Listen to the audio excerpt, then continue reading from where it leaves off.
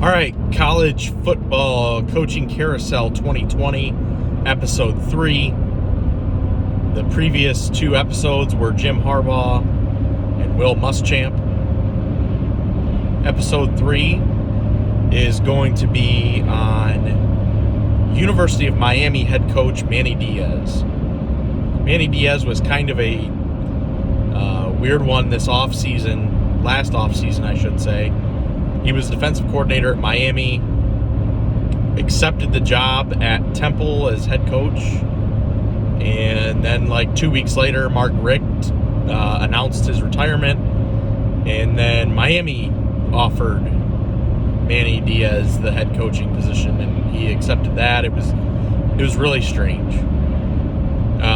Anyways, he became the head coach of the Miami Hurricanes for the 2019 season, with pretty high expectations based on the talent that they had on the roster. Not a great season, with Mark Richt, but decent season. Started the season off against Florida. They looked pretty decent against Florida, or Florida looked bad. Either way you want to spin that. But it was a close-fought game. Florida ended up winning 24-20. Everybody thought after that performance, okay, Miami is probably going to be pretty good this year. We know Florida's going to be good, and if they played that tight with Florida, Miami's probably going to be a pretty decent team. But that was not the case. Miami hung in there with teams that they should have, and then lost to teams that they had no business losing to. So when they played Florida and Virginia Tech, North Carolina, very close games, all one-possession games that could have went either way, that Miami lost. So you could argue the point, one possession, and they're sitting at 9-3 instead of 6-6, which is very true. The problem is the teams that Miami lost to. So it's not those 3 teams that I just mentioned. It is losing to Georgia Tech, literally one of the worst Power 5 teams in college football in the 2019 season. I mean, UGA had no offense, none. And we put up 52 points on Georgia Tech. You guys lost. Miami lost to Georgia Tech. Lost to Florida International. What? And then lost to Duke. Duke wasn't very good either. So, a couple head scratchers, and even throughout the season, they struggled mightily against Central Michigan. They won like 17-12. And it was primarily their offensive struggles. Their defense played pretty well. Even in their bowl game that they lost to Louisiana Tech, they only gave up 14 points. Problem is they didn't score. So that was a huge part of Miami's failures this season, was their inability to score. They went 6-6 in the regular season, losing their bowl game to give them a final record in 2019 of 6-7. So all of their offensive woes that they had, they knew that they needed to do something about it. They did. De'Aaron King from Houston decided to transfer, and he will be the starting quarterback at the University of Miami, barring a miracle or an injury, for the 2020 season.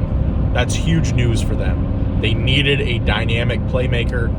Miami was shuffling QBs all season, between N'Kosi Perry and Jarian Williams, and even Tate Martell had a few snaps. They had no idea who their quarterback was, who their quarterback of the future was. They were just throwing darts and hoping that they would stick, but they never did. So then De'Aaron King transferred in, and I think Jerian Williams, is in the transfer portal, or he already did transfer. Correct me if I'm wrong, but I do believe that's the case. Now,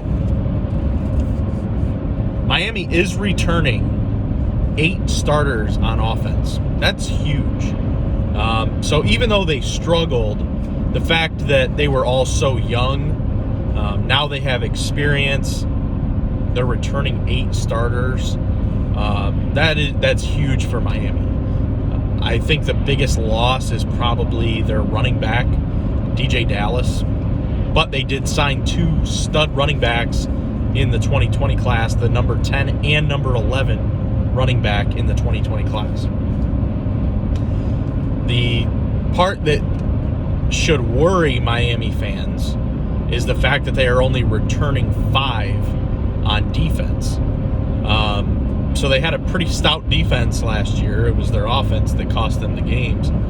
And you lost 60 to 65% of that production. That's going to be difficult to replace.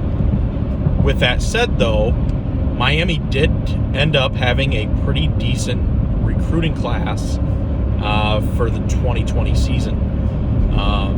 Big news late, they stole Avante Williams, who was the number 2 safety in the country.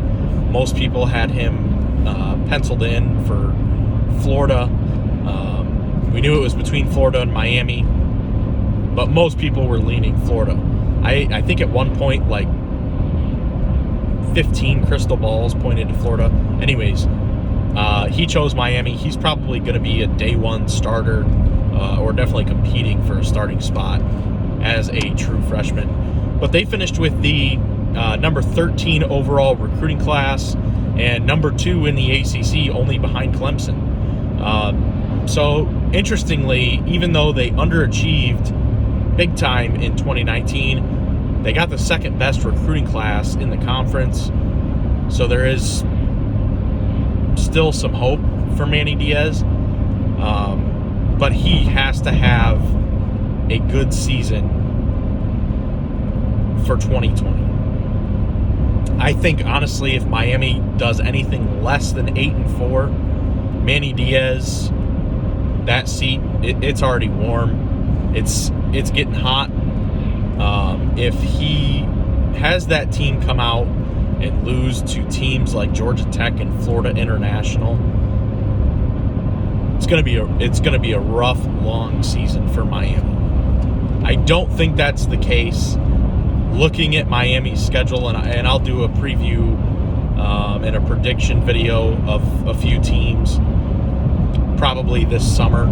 I like making predictions for what the teams are going to do, what the scores of the games will be. I'm kind of a statistician in my own mind. I love numbers, especially when it comes to sports. So I love doing that sort of thing. But I did look at their schedule just briefly.